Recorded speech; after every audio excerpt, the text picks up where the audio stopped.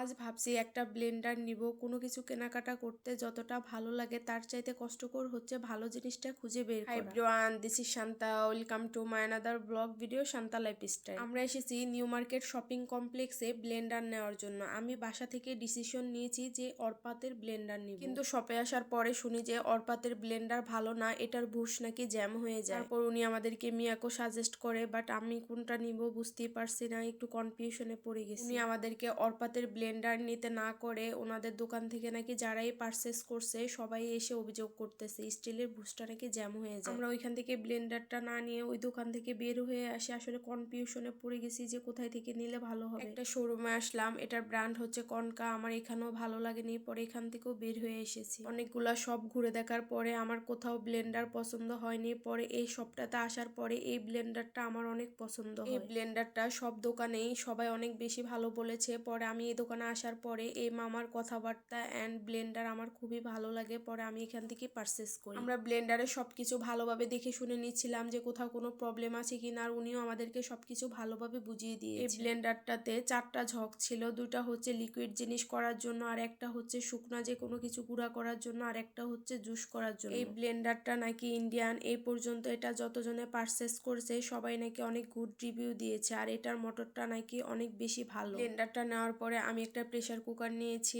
আমার বাসায় একটা প্রেসার কুকারের দরকার ছিল, তাই ভাবলাম যে নিয়ে যাই, যেহেতু মার্কেটে আসছি। উনি আমাদেরকে অনেকগুলো প্রেসার কুকার দেখিয়েছে, তার মধ্যে আমার এই প্রেসার কুকারটা অনেক বেশি পছন্দ হয়েছে। এটা অনেক বেশি পরিমাণে ভারী ছিল। কেনাকাটা শেষ করে আমরা কিছুক্ষণ রিক্সার জন্য দাঁড়িয়েছিলাম। আসলে কোনো রিক্সাই ওখানে যেতে যাচ্ছিল না, পরে রিক্সাটা রাজি হয়েছে, পরে আমরা এটাতে উঠেছি। কোনো কিছুই নির্দিষ্ট সময়ের ভিতরে কেনা যায় না। আমাদের বাসায় ফিরতে ফিরতে অনেক রাত হয়ে গিয়েছে। আমার ভিডিওটি যদি আপনাদের ভালো লেগে থাকে অবশ্যই লাইক, কমেন্ট, শেয়ার করতে ভুলবেন না। দেখা হবে পরবর্তী কোনো ভিডিওতে। Tata and take care.